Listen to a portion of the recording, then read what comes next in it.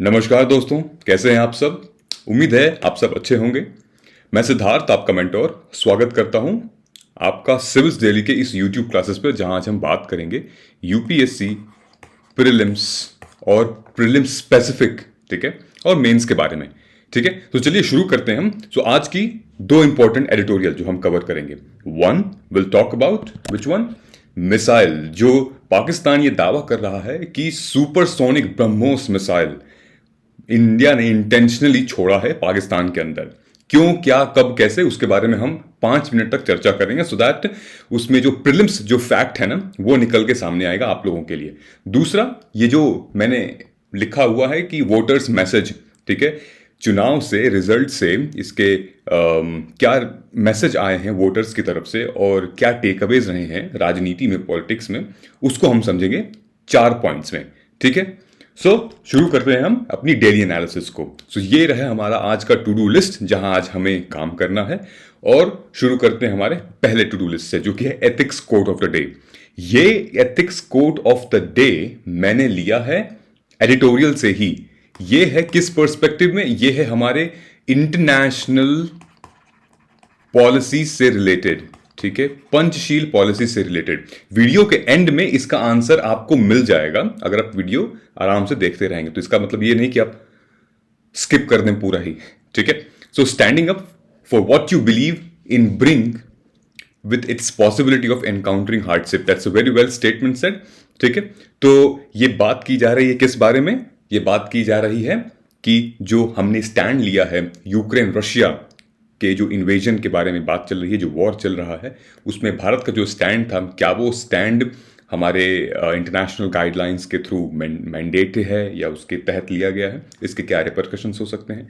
So this is the ethics code of the day and you can find questions भी आ सकता है, क्योंकि ये नैतिक मामला है किसका, भारत की तरफ से यूक्रेन और रशिया के बीच में कुछ बोलना, ये एक मोरल रिस्पॉन्सिबिलिटी बनती है। क्यों, क्योंकि इंडिया जो है world's largest population, second largest population तो है ही, और वर्ल्ड्स लार्जेस्ट डेमोक्रेसी भी है। ठीक है, चलिए आगे बढ़ते हैं। यहां पे मैंने काट दिया है, मुझे लगा कि इसकी मीनिंग सही नहीं थी। तो ये प्रोजेक्टाइल का मतलब क्या था, क्योंकि ये आने वाला है, अभी समझ में आएगा हमें जी। चार्ज d'affaires, इसका मतलब यह होता है कि अब subordinate diplomat who substitutes for an absent ambassador और मिनिस्टर, ठीक है, कोई भी हो गया, चाहे पाकिस्तान में भारत का कोई राजदूत मौजूद नहीं है या फिर कोई ऐसा मिनिस्टर है उस पद पे जो रिप्रेजेंट करे वो मौजूद नहीं है, तो फिर एक subordinate diplomat, joint secretary foreign level का, वो जा सकता है, वहां पे बातचीत कर सकता है। ठीक है, charge d'affaires, this I mean you can use in your mains answer. Unequivocal, ठीक है, लीविंग नो डाउट, अनएम्बिगुअस, ठीक है, सब कुछ पानी का पानी कर देना, ये होता है। प्रोजेक्टाइल का मतलब जब हम सुपरसोनिक मिसाइल के बारे में समझेंगे तो मैं आपको बताऊंगा, तो बने रहिएगा। ठीक है, ये आपने जरूर रजिस्ट्रेशन कर ली होगी फाइंडिंग एकलव्य, और कल इसका पहला दिन था, डे बिफोर येस्टरडे, और रजिस्ट्रेशन ओपन हुई है। काफी ज्यादा मात्रा में बच्चों ने पार्टिसिपेट किया है एंड कल 20 मार्च को इसका नेक्स्ट डेट है दोस्तों। तो लगे रहिएगा, मैं लिंक दे दूंगा आपको डिस्क्रिप्शन बॉक्स में, आप एनरोल कर लीजिएगा and then you get 60% scholarship for top 50s। Okay, ये हमारे कुछ जो ग्रुप हमने बनाया है, कम्युनिटी ग्रुप, ठीक है, जिसका डिस्क्रिप्शन में लिंक डिस्क्रिप्शन बॉक्स में आपको दे दूंगा लिंक। उसमें बच्चों ने कमेंट करके, देखिए मेंस आंसर के थ्रू इन्होंने लिखा है, सो नेहा मैं आपका आंसर रिव्यू करूंगा आज ग्रुप में, so give me some time because I was occupied with several things. मैं आप लोगों के लिए वीडियोस बना रहा था वीकेंड पे, ठीक है। और राही ने थैंक यू सो मच कहा है, और there are couple of more students, ठीक है। तो दोस्तों आप लोग ज्वाइन कर सकते हैं इस ग्रुप को, और यहाँ पे हम पोस्ट करते हैं क्वेश्चंस, आंसर्स, चैलेंजेस डिस्कस करते हैं यहाँ पे। ओके, सो मूविंग फॉरवर्ड, निकालो प्रीलिम्स का हमारा वीडियो ऑलरेडी जा चुका है, जैसे प्लेसेस इन बुद्धा से रिलेटेड, और 2-3 वीडियोस और थे। 4 वीडियोस निकालो प्रीलिम्स का निकल चुके हैं, एक आज और कल में निकलेगा, which is very specific, very very specific to only prelims 2022, ठीक है। ये कुछ वीडियोस हमने निकाले थे, how to cover current affair, static portion, मजेदार वीडियो है, जरूर देखिएगा, 6 मिनट का है। You will take something, definitely कुछ आपको सीखने को मिलेगा। प्लेसेस इन न्यूज को आप लोगों ने बहुत प्यार आप दे रहे हैं, बहुत सपोर्ट कर रहे हैं, thank you so much. And this is in actually trend बहुत अच्छी है, मैथ के थ्रू चीज़ें समझेंगे तो फिर मज़ा आ जाएगा, फिर ब्रेन आपका तुरंत कैच कर लेगा। और ये तो हमारा एवरग्रीन टॉपिक है, old NCERT versus new NCERT. जो बच्चे अभी 2023 के लिए प्रिपेयर कर रहे हैं उनके लिए ये बहुत ज़रूरी है जानना कि शुरू कैसे करें, ठीक है। इसके बाद इसकी सीरीज में कई सारी वीडियोस हम निकालने वाले हैं, तो आप यू स्टे ट्यून्ड, ओके। चलिए, आज का सबसे पहला आर्टिकल डिफेंस टेक्नोलॉजी, मतलब कि मिसाइल से रिलेटेड है, ठीक है। भारत ने ऐसा कहा जा रहा है, पाकिस्तान ने यह दावा किया है कि ब्रह्मोस मिसाइल भारत ने फायर की है 9 मार्च 2022 को की शाम को, ठीक है। यह रिपोर्ट 10 मार्च यानी कि थर्सडे को यह रिपोर्ट आती है और फिर न्यूज सुर्खियों में बढ़ जाती हैं। India accidentally fired missile into Pakistan says defence, Indian missile in Pakistan, missile firing, हर जगह मिसाइल मिसाइल मिसाइल की बात हो रही है। आखिर क्या था ये मुद्दा, ठीक है। रिसेंटली अभी आज का द हिंदू न्यूज़पेपर आप देखोगे तो मोदी जी की एक बैठक उन्होंने बुलाई है और जितने भी उनके मिनिस्टर्स हैं उनकी एक बैठक बुलाई गई है। इस पे एक इंक्वायरी होगी, इन्वेस्टिगेशन होगी कि क्या था मामला। हालांकि भारत की तरफ से, इंडिया की तरफ से कोई अभी फॉर्मल स्टेटमेंट नहीं दिया गया है। इसमें वही बताया गया है कि फिलहाल जो है अभी हम इस पे इन्वेस्टिगेट कर रहे हैं कि भाई क्या है ये मुद्दा, ओके। सो ये प्रीलिम्स के लिए क्विक फैक्ट है, क्यों? क्योंकि इसमें मिसाइल से, इसमें डिफेंस आर्टिलरी से, डिफेंस मैकेनिज्म से रिलेटेड कुछ चीजें हैं जो कि हमारे प्रीलिम्स पर्सपेक्टिव के लिए इंपॉर्टेंट है। GS3 अगर हम मेंस की बात करें तो डिफेंस टेक्नोलॉजीज की बात थी, ठीक है। सो यहां पे क्या बात हुई थी? यहां पे बात यह हुई थी कि जो एक्सीडेंटल फायरिंग हुई है भारत की तरफ से पाकिस्तान में, ये एक आने वाले टाइम पे थोड़ा सा सीरियस कॉन्सिक्वेंसेस हो सकता है अगर ये प्रूव हो गया तो, ठीक है। क्योंकि ये कहा जा रहा है कि भाई भारत इतना अपने प्रिंसिपल्स को, अपने वैल्यूज को इतनी वैल्यू देता है और इन चीजों को वो ब्रेक नहीं कर सकता। India can not break these principles, India can not break its values, specifically when it comes to military या फिर इट कम्स टू न्यूक्लियर। और अगर ऐसा कुछ प्रूव होता है तो इंडिया के लिए ये अच्छी खबर नहीं है, वर्ल्ड लेवल पे एक अच्छा इमेज नहीं जाएगा। सो एक इन्वेस्टिगेशन चल रही है and based on that investigation पता चलेगा हुआ क्या था। कहा जा रहा है कि सिरसा से ये ब्रह्मोस मिसाइल इस तरफ निकली, राजस्थान की तरफ निकली, लेकिन ये मिसाइल टर्न ले ली। यहां पे एक शहर है चामू नाम का एक शहर है, ठीक है, जो कि मुल्तान से थोड़ी ही दूर पे है। उस डिस्ट्रिक्ट में, उस शहर में ये मिसाइल जाके गिरी, ठीक है। और लगभग कहा जा रहा है 124 किलोमीटर दूर यहां से, ठीक है, सिरसा से 124 किलोमीटर दूर ये मिसाइल गिरी। और ये दावा किया जा रहा है कि ये सरफेस टू एयर मिसाइल दागी गई है, एयर टू एयर नहीं है ये, सरफेस टू एयर मिसाइल है ये, ठीक है। जैसे हम कहते हैं ना कि सरफेस टू सरफेस हो गया या फिर सरफेस टू एयर हो गया, वैसे ये सरफेस टू एयर मिसाइल है। तो हमें यह जानना पड़ेगा कि हमारे पास सरफेस टू एयर मिसाइल कौन कौन सी हैं, ठीक है। ये प्रीलिम्स के लिए एक इंपॉर्टेंट क्वेश्चन आपका बन गया है 3 मामलों में, ठीक है। इजी है, बहुत ज्यादा नहीं है, ठीक है। सरफेस टू एयर मिसाइल कौन कौन सी है हमारे पास, ठीक है। एयर टू एयर मिसाइल्स कौन कौन सी है हमारे पास, और एक होता है नेवल शिप टू शिप वाली भी है, ठीक है। और फिर इसमें से बैलिस्टिक मिसाइल कौन सी है हमारे पास। तो ये लोग किस मिसाइल के बारे में बात कर रहे हैं, राइट। सो आइए हम जानते हैं। पाकिस्तान का कहना है कि ब्रह्मोस छोड़ा गया था। अब ब्रह्मोस क्या है? अब ये जब खबर आ गई है तो फिर अब सुर्खियों में भी आ गई है। और यूपीएससी के जो प्रीलिम्स के क्वेश्चन मेकर्स हैं वो आजकल तो इंस्टाग्राम, ट्विटर और न्यूज़, टेलीग्राम, हर जगह वो छाए हुए हैं, ठीक है। क्वेश्चन कहीं से भी बन सकता है। याद है ना प्रेशर कुकर वाला क्वेश्चन, बायोडाइवर्सिटी वाला क्वेश्चन, बहुत कुछ हो सकता है, ठीक है। तो हम ब्रह्मोस के बारे में जानेंगे, ठीक है। सो ब्रह्मोस दोस्तों, एक तो पहले ये भारत और रशिया का ज्वाइंट कोलैबोरेशन है। तो ये एक सबसे बड़ा संदेह भी हो सकता है, एक डाउट हो सकता है कि यूक्रेन रशिया की जो ऑन गोइंग वॉर चल रही है उसको एक तरफ रखें, दूसरी तरफ हम अगर ये देखें कि भारत ने जो मिसाइल, चलो गलती से ही अगर छोड़ी है, वो ब्रह्मोस ही क्यों है, ठीक है। इंडिया रशिया मतलब क्या कहना चाहता है भारत, पाकिस्तान का क्वेश्चन ये भी है, ठीक है। अच्छा, ब्रह्मोस से नाम कैसे पड़ा? ये है भारत का ब्रह्मपुत्र नदी, और एक रशिया में एक नदी है, आई थिंक क्या नाम है, कोसवोर करके, I am not sure what's the name of that river.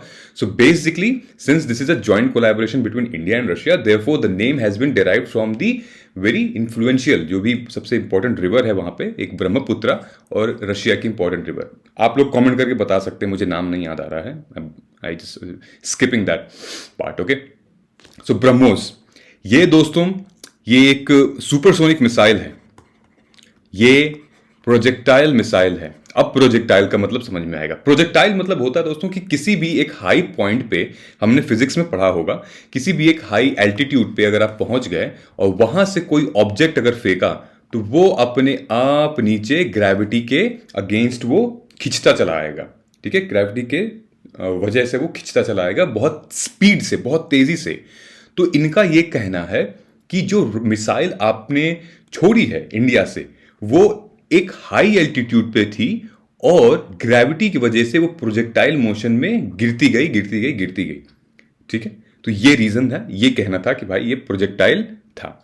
सो क्या था ये ब्रह्मोस? बेसिकली ये वो मिसाइल है दोस्तों जो कि सरफेस टू सरफेस, आप इसको छोड़ सकते हैं, एयर टू सरफेस, ठीक है, यानी कि नेवल शिप टू एयर कर सकते हैं. किसी भी तरह ये मिसाइल हमारे काम करती है. तो यहां एक और क्वेश्चन बनता है, भारत के पास एक और ऐसी मिसाइल है, एक और सुपरसोनिक मिसाइल है, उसका क्या नाम है? वो कमेंट करके आप बताइएगा. ठीक है, मैं बताऊंगा नहीं आपको, इजी है. ठीक है, वो कमेंट करके आप बताइएगा. ठीक, तो ये जो आर्टिकल था हमारा, इसमें ये वाला जो पूरा पार्ट है, डिस्क्रिप्शन बाय पाकिस्तान, ये वो फलान ठिकान, इसमें क्या कहा गया है? पाकिस्तान का ये दावा है कि भाई ये जो मिसाइल थी वो 40,000 फीट ऊपर गई थी, ये सरफेस टू सरफेस मिसाइल थी. ठीक है, ये छोड़ा गया है ऐसे, ये ब्रह्मोस होने का नतीजा है. ठीक है, तो कई सारे क्वेश्चंस थे पाकिस्तान ने भारत से पूछे हैं, भारत उसको इन्वेस्टिगेट कर रहा है. हमारे लिए क्या इंपॉर्टेंट, हमारे लिए ये जानना इंपॉर्टेंट है कि yes, this missile according to Pakistan was surface to surface. ठीक है, लेकिन अगर इतनी लंबी दूरी तय कर रहा है और आप कह रहे हो कि यहां से ये पहले राजस्थान की तरफ जा रहा था फिर ये मुड़ गया, तो it can not be surface to surface. ठीक है, हो सकता है एयर टू सरफेस होगा, तो ये डाउट है, अभी भी इन्वेस्टिगेशन उसमें चल रही है. ओके, ये कहना है कि India has become a missile technology control regime 2016. इस पूरे आर्टिकल में ये सबसे बड़ी इंपॉर्टेंट एक ग्रुप था, एक बॉडी थी जिसको हमें एड्रेस करना बहुत जरूरी था. So what is missile technology control regime, MTCR. ठीक है, ये आप लोगों ने न्यूज में सुना भी होगा क्योंकि 2016 में भारत इसका मेंबर बना था. अब क्या है ये?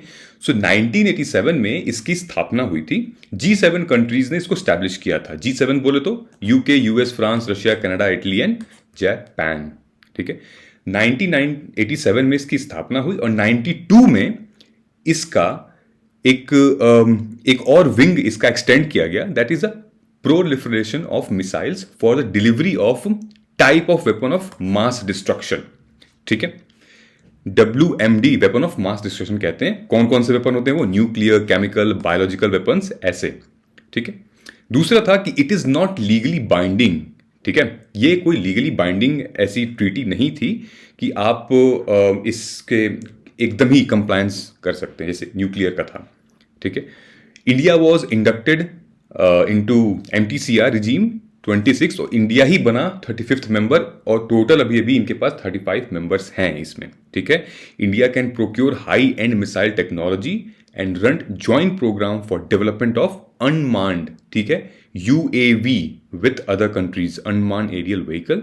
ठीक है, अब चाहे जो भी हो गया, अब चाहे वो प्रोक्योरमेंट होगी, theatre missile interceptor arrow 2 from Israel से लिया है भारत ने, या फिर एवेंजर्स एक ड्रोन है जो कि वो USA से लिया हो, या फिर ब्रह्मोस रशिया से लिया हो, या फिर अग्नि कहाँ से लिया है, कमेंट करके बताइए, या नहीं लिया है ये भी बता दीजिए. ठीक है, सो ये पूरा का पूरा ब्रह्मोस का एक आइडिया था. और ये जो आप इमेज देख रहे हैं, इसमें 2-3 इंफॉर्मेशन दी गई हैं, जैसे कि ये high supersonic speed speed all through the flight. Basically इसकी जो स्पीड है वो साउंड की स्पीड से भी काफी ज्यादा है, मतलब 3 times मोर देन दी साउंड स्पीड। ये लो फ्लाइट रेंज कौन सी टेक्नोलॉजी पे था ये? हाँ, fire and forget principle. Fire and forget मतलब क्या कि जब एक बार ये लॉन्च हो गई तो आपको फिर इसको मतलब प्रोजेक्ट करने की जरूरत नहीं है, आपको इसको समझाने की जरूरत नहीं है, कि आपको मैन्युअली ट्रीट करने की और गाइड करने की जरूरत नहीं है। Once the mechanism has been fit, जो आपको जहां आपको कराना है, जो कराना है वो आप इसमें मशीन में डालिए। वंस दिस इज फायर, उसके बाद इसको कुछ आपको गाइडेंस देने की जरूरत नहीं है, जैसी फंक्शंस दी गई थी वहीं पे जाके ये गिरेगा। Okay, this is very very very great technology which has been used.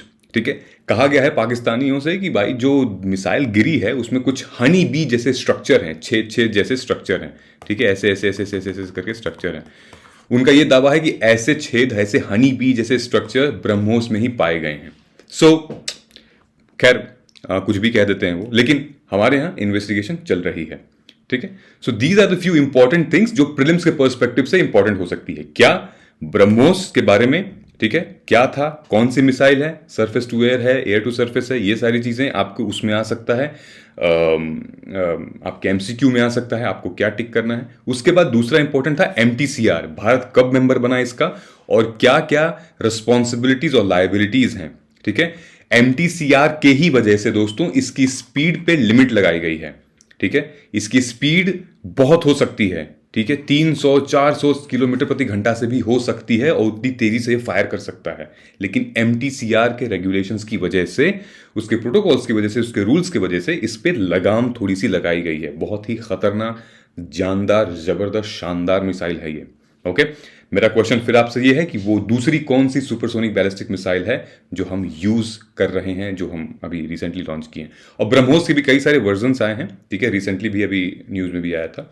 So this is how you can, आप इसको कर सकते हो, कवर कर सकते हो। Compare to existing state of art supersonic cruise missile, 3 times more velocity, 2.5 range, ये आप उतनी कुछ खास इंफॉर्मेशन नहीं है, लेकिन हाँ जो मैंने आपको बताया that is very very important. ठीक है, चलिए, ये प्रीलिम्स के कुछ क्वेश्चंस थे, इसको आप अटेंड करिएगा। ये क्वेश्चन मुझे थोड़ा सा यूनिक लगा था। ठीक है, हाँ, it's not directly relevant to what I have just taught you guys, but this question is literally different. इसको अटेम्प्ट करना, और सिंस हम आगे चल के स्कीम्स के बारे में बात करेंगे तो ये स्कीम से रिलेटेड क्या था, डुअल स्कीम गवर्नेंस डायआरकी का। इजी क्वेश्चन है, हाँ, लगा लोगे आप लोग, समझदार हो, बहादुर हो। ठीक है, आगे बढ़ते हैं। आगे, the mandate, voter messages and political takeaways. Recently भारतीय जनता पार्टी ने, जो यूनियन गवर्नमेंट भी है हमारी, कुछ राज्यों में इन्होंने जीत हासिल की है। 4 राज्यों में ऐसी ऐसी जीत हासिल की है। उसके बाद फिर आता है पंजाब। पंजाब में आम आदमी पार्टी की लहर दिखाई पड़ी। सो ये तो ठीक है। अब आप कहोगे कि हम यूपीएससी एस्पिरेंट हैं, हमारे लिए क्यों जानना जरूरी है सर? बिल्कुल जानना जरूरी है। एक एक चीज जानना, एक एक रणनीति जानना जरूरी है आपके लिए। ठीक है, आप राजनीति के एंगल से थोड़ा सा मत देखिए, आप वेलफेयर के एंगल से देखिए, आप जनता के एंगल से देखिए, आप पॉलिसीज के एंगल से देखिए, आप डेमोक्रेसी के एंगल से देखिए, आप ये सारे आप सेक्युलरिज्म के एंगल से देखिए, आप रिलीजियस पोलराइजेशन के एंगल से देखिए। ठीक है, there are so many angles from which an UPSC aspirant should watch these elections, not only from political point of view कि हम सपोर्ट करेंगे, हम सपोर्ट नहीं करेंगे। ठीक है, इन चीजों को ये हो रहे हैं, अगर आप आराम से अच्छे से समझ लो बेसिक शुरुआत में ही, तो फिर आगे जाके जो भारी भारी वर्ड्स यूज होते हैं, you won't be able to face such problems there. ठीक है, तो उन्हीं चीजों को हम डिकोड करेंगे आज कि क्या मैसेज था वोटर्स का जब वो वोट दिए, जब एक आंकड़ा, जब एक स्टैटिस्टिक्स हमारे सामने आई इलेक्शन के बाद, जो पार्टियां जीती, जो पार्टियां हारी। ठीक है, वो क्या मैसेज था? ठीक, वेलफेयर प्लस डेवलपमेंट की बात की गई यहां पे। मजेदार आर्टिकल है, 2 मिनट दीजिए, आराम से समझ में आ जाएगा। पहली बात तो आप ये वीडियो पॉज करके कमेंट करके बता दीजिएगा which part and which article of Indian constitution declares कल्याणकारी राज्य, मतलब वेलफेयर स्टेट। यूपीएससी मेंस का एक क्वेश्चन भी यहां बनता है, ये एथिक्स का भी क्वेश्चन बनता है, जीएस2 का भी क्वेश्चन बनता है कि एक्सप्लेन द टर्म कल्याणकारी राज्य क्या होता है, वेलफेयर स्टेट क्या होता है, discuss to what extent Indian fulfil. देखो यहां पे आप आम आदमी पार्टी का भी एग्जाम्पल दे सकते हो, जब मैं आपको बताऊंगा। यहां पे आप बीजेपी की कुछ पॉलिसीज हैं उनका आप एग्जाम्पल दे सकते हो। क्या है वेलफेयर स्टेट फॉर एग्जाम्पल, ऐसे करके। Okay, it is important here. So हम यहां आते हैं इस आर्टिकल पे, द मैंडेट्स वोटर मैसेजेस। ठीक है, क्लियर कंसाइज है, इमेज आपको दिख रही है। जो विनय सहस्त्रबुद्धे, ये हमारे ऑथर हैं। सहस्त्रबुद्धे से याद आया, हमारे 3 इडियट्स मूवी में जो वायरस थे, प्रिंसिपल थे वीरू सहस्त्रबुद्धे, उन्हीं का नाम था शायद ना, वायरस। सो याद है, अच्छी तरीके से मूवी देखी हम लोगों ने। सो इनका क्या कहना है? इनका ये कहना है कि भाई जो चुनावी मुद्दे होते हैं, जो चुनावी फैसले होते हैं, जो जनता करती है, वो हमेशा से, इतिहास गवाह है कि हमेशा से बहुत इंपॉर्टेंट होते हैं। एक दुनिया को, एक समाज को एक मैसेज देते हैं कि अब ये खत्म, अब ये शुरू, अब ये ट्रेंड चालू हो गया, अब ये ट्रेंड खत्म हो गया। तो हमें as an educator, as an aspirant, we have to observe and learn from these messages and these takeaways. सबसे पहले हम बात करते हैं। So there are 4 lucid aspects. ठीक है, lucid is very clear and very defined. ठीक है, तो देयर आर 4 लूसिड एस्पेक्ट्स जहां पे हम क्या मैसेज जाता है। पहली बात तो जो मैसेज जाता है कि जनता को यह समझ में आ गया है कि जनता अब जो है काइंड ऑफ थोड़ी सी ग्रेजुएट हो गई है। किस चीजों में? पोलराइजेशन के मामले में। कौन से पोलराइजेशन? Cast polarisation. ठीक है, कम्युनिटी पोलराइजेशन। जनता को अब यह लग गया है, जनता थोड़ी सी ऊपर उठ चुकी है कि भाई हम जातिवाद नहीं करनी है। यह मैसेज अगर जनता में जाता है तो बहुत अच्छी बात है। ठीक है, भारतीय जनता पार्टी के यानी कि बीजेपी के इस जीत से एटलीस्ट ये तो जाहिर होता है कि जो कम्युनल पॉलिटिक्स है, जो कास्ट पॉलिटिक्स है, उससे ऊपर लोग अपने आप को देख रहे हैं। ठीक है, जैसे कि यूपी में समाजवादी पार्टी का हारना, हालांकि उन्होंने 2017 से बहुत ही अच्छा परफॉर्मेंस दिया है। ठीक है, लेकिन फिर भी यूपी में समाजवादी पार्टी का हारना, बहुजन समाज पार्टी का एक सीट मिलना, कांग्रेस जो कि वुमेन का इतना बड़ा मुद्दा लेके कांग्रेस उठी थी तब भी। ठीक है, इन सब के मुद्दों के बाद लोगों को लगा कि नहीं, हम इनसे ऊपर उठना चाहिए and we should not look towards caste and community politics. ठीक है, वोट किसके बारे में गया? वोट गया वेलफेयर डेवलपमेंट के हिस्से में। अब आप पूछेंगे कि सर ऐसा क्या करवाया था बीजेपी ने? ठीक है, ध्यान रखिए इन चीजों के बारे में। ठीक है, यह है मोदी जी ने क्या करवाया था। पीएम किसान सम्मान निधि योजना। क्या ये योजना थी? ये आपको पता है, हम लोगों ने डिस्कस किया है, नहीं तो अभी सर्च कर लीजिए। इस योजना के तहत ये आश्वासन दिया गया था, ये इंश्योर किया गया था कि किसानों को सालाना 6,000 रुपीज इंस्टॉलमेंट में मिलेगी। ठीक है, और लगभग सिर्फ और सिर्फ यूपी में 2.5 करोड़ ऐसे बेनिफिशियरीज हैं ऑन पेपर जिनको ये फायदा मिला। ठीक है, तो दोस्तों जो लोग बीजेपी को समर्थन में हैं, जो लोग सपोर्ट कर रहे थे, जिनको ये बेनिफिशियरी मिली है, जिनको ये वेलफेयर स्कीम्स मिली है, वो तो आंख बंद करके वोट करेंगे, राइट। और जो लोगों को ये लगता था कि हाँ मुझे बेनिफिट्स नहीं मिले हैं लेकिन मैं फिर भी बीजेपी को वोट दूंगा क्योंकि ये कास्ट कम्युनिटी से ऊपर है, ठीक है, ये जातिवाद तो नहीं कर रहा है, वो लोग भी फेवर में आ चुके हैं। Okay, now democratic politics have been taken into different level and effective management of aspiration has replaced social engineering. So social engineering की यहां बात हुई है। social engineering शुरू में कब शुरू हुआ था? 1990s के टाइम पे, जब वीपी सिंह प्राइम मिनिस्टर थे हमारे, और उस टाइम पे मुद्दा चला था किस चीज का? जातिवाद का। उसी टाइम पे इंदिरा साहनी का जजमेंट आया था, उसी टाइम पे मंडल कमीशन आई थी, उसी टाइम पे ये थोड़ा सा मुद्दा उठा था। यूपी में समाजवादी पार्टी और बहुजन समाजवादी पार्टी और थोड़ी सी caste politics, caste identity reflect हो रही थी, उसका खत्म किया है। क्या बोला है? It's an end to social engineering, ये एक मैसेज जाता है, and it has replaced affective management of aspiration of what? Of welfare state. ठीक है, दूसरी चीज पीएम आवास योजना। जनवरी 2021 में प्रधानमंत्री ने यह दावा किया था कि पीएम आवास योजना के तहत लगभग 14.5 लाख फैमिलीज को घर मिला है। हालांकि ये आंकड़े अगर बहुत एग्जैक्ट नहीं होते हैं, कुछ एग्जैजरेट करके लिखे जाते हैं, बट इसमें से अगर तुम 10 लाख भी मान लो तो it is huge. 10 lakh vote कम नहीं होते हैं, राइट। तीसरा, यूपी का बिगेस्ट कैंपेन क्या था? सबसे बड़ा कैंपेन था उनका कोरोना वायरस के टाइम पे, फ्री डबल राशन। ये देखिए, दिसंबर 2021 में जब तीसरी लहर का डर था, तो योगी योगी आदित्यनाथ ने डबल राशन फ्री किया। जबकि और एक स्कीम चल रही थी पीएमजीके। पीएमजीके क्या है आपको पता होगा, ठीक है। पीएमजीके स्कीम चलने के बावजूद भी योगी आदित्यनाथ ने डबल राशन फ्री करने का मौका, और लगभग 15 करोड़ ऐसे राशन होल्डर्स थे जो गरीब परिवार के थे, जिनको बेनिफिट मिली इससे। इनका भी तो वोट जाएगा ना यार। तीसरा और सबसे लास्ट, 2022 में जनवरी, जब ढेर सारे फार्म लॉज वगैरह ये सारे प्रोटेस्ट चल रहे थे, तो तीसरा रीजन ये था कि उत्तर प्रदेश के गवर्नमेंट ने, योगी आदित्यनाथ ने बिजली को, ठीक है, कम किया 50% फॉर किसान। Direct it slash the rate of electricity for farmers to 50%। तो बेसिकली ये जो मुद्दा था पूरा का पूरा, जो पहला मैसेज है हमारा 4 में से पहला था कि भाई वेलफेयर स्कीम्स और फ्रीबीज को इतने दिए गए, इतने बांटे गए, इस वजह से वोट बैंक खिंच के आया इसके पास, बीजेपी के पास, ठीक है। तो ये पहला स्टेप था जिसको ये समझी जनता। दूसरा मैं आपको बता देता हूं, मैं न्यूज़पेपर से आपको पढ़ा देता हूं। दूसरा एक इंपॉर्टेंट मैसेज गया था दोस्तों, ये जो डायनेस्टीज चली आ रही हैं, ठीक है, चाहे वो किन किन लोगों की डायनेस्टीज होगी। बिहार में जैसे मान लो यादव लोगों की डायनेस्टी होगी, जैसे समाजवादी पार्टी का पूरा परिवार नेता का बेटा नेता बनेगा, राजा का बेटा राजा बनेगा, ठीक है, इस टाइप का चीजें। जैसे बादल्स थे, ठीक है, शिरोमणि अकाली दल थी, बादल थे, सुखबीर सिंह बादल पंजाब में, और फिर गांधी परिवार तो है ही, ठीक है।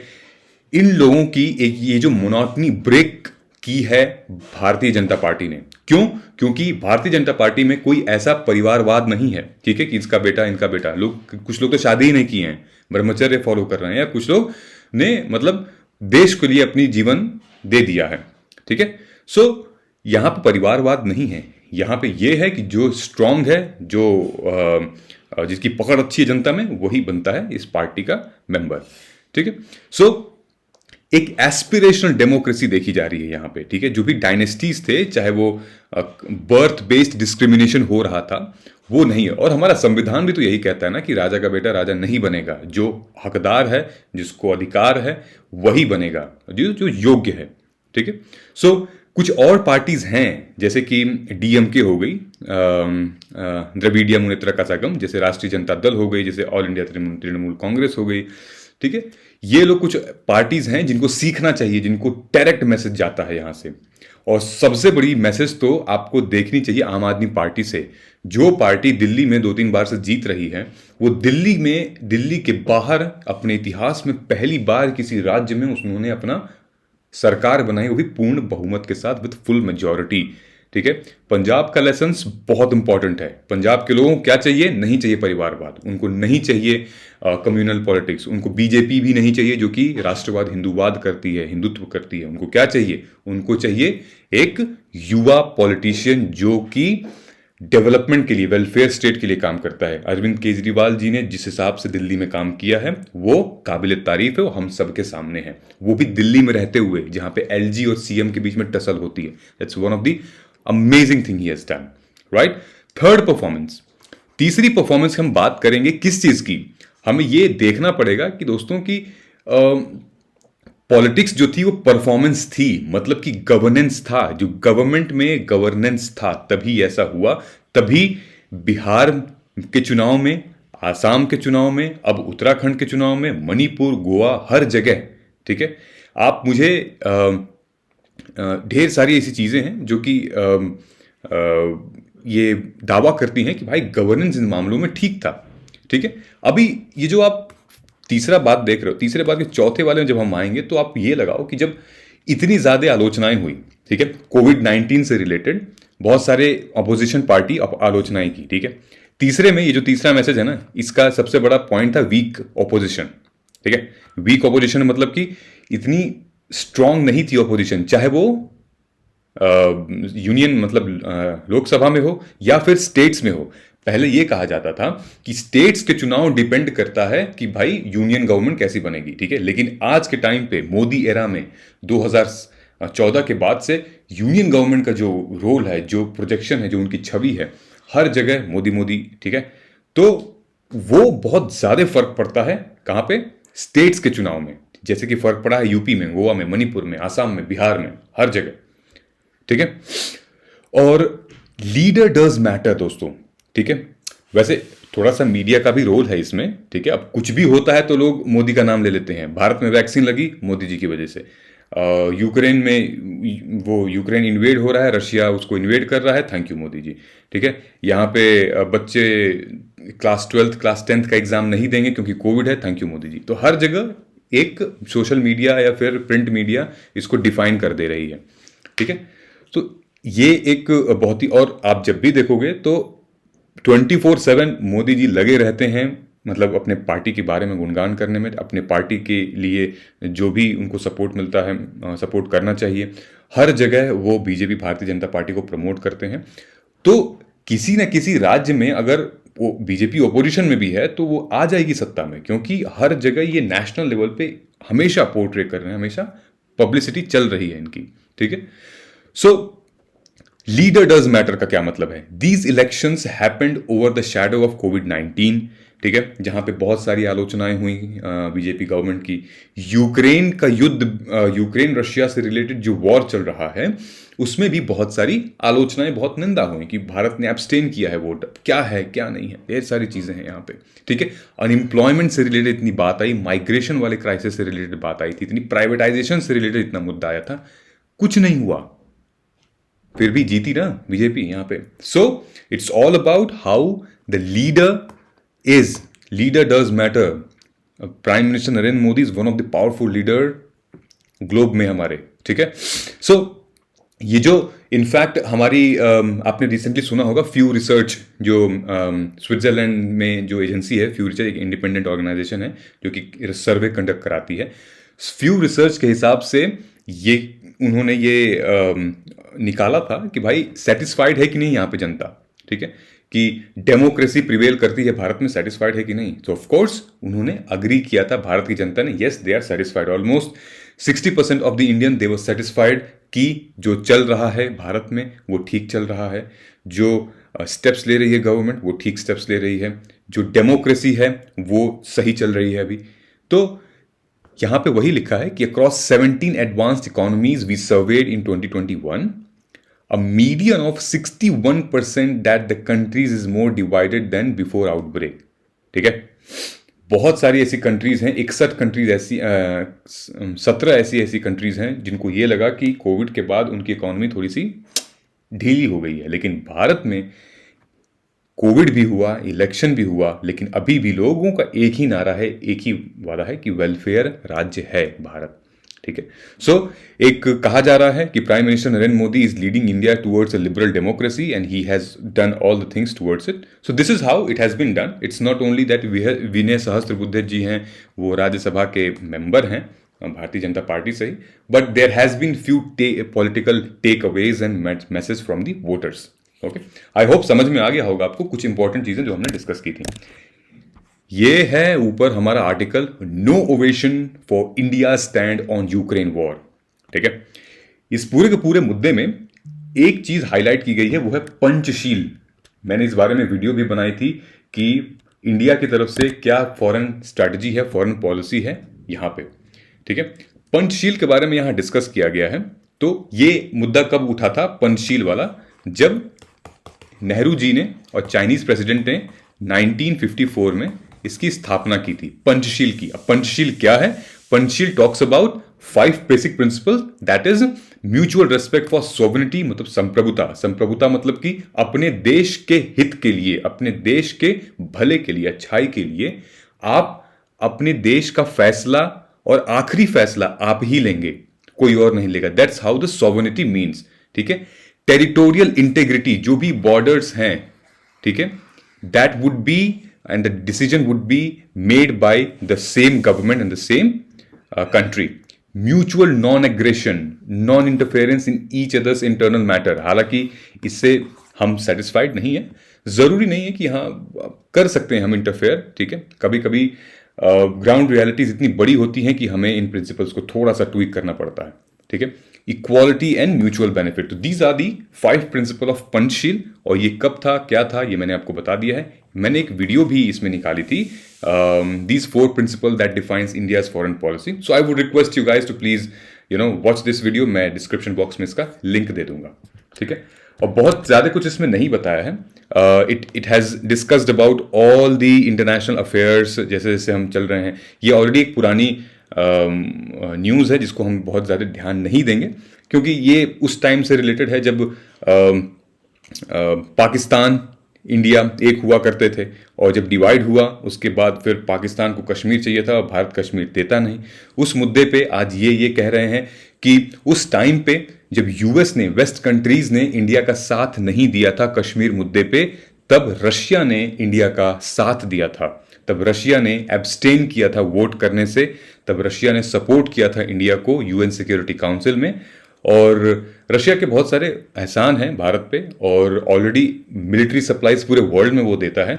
तो पाकिस्तान से लड़ने के लिए, चाइना से लड़ने के लिए भारत को रशिया के साथ strategic partnership, military partnership, defence partnership का गठन करना ही करना होगा, ठीक है.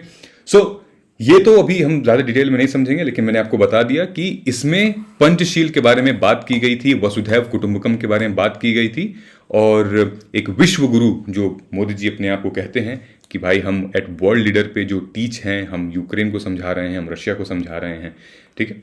सो उसकी मुद्दे की बात की गई थी. ज़्यादा कुछ इंपॉर्टेंट नहीं है, हम इसमें ध्यान नहीं देखेंगे. तो रेस्ट आई होप आपको समझ में आया होगा. जो पूछे गए क्वेश्चंस पे प्लीज कमेंट करके बताइएगा, and then we will take it forward, ठीक है. So please do not forget to like, share and subscribe. Press the bell icon ताकि आपको डेली वीडियोस मिलती रहे हमारी. और ये कुछ हमारे वीडियोस थे जो कि आप डेफिनेटली देखिएगा. और ठीक है, चलिए मिलते हैं कल के एनालिसिस में. तब तक अपना ध्यान रखिए. जय हिंद.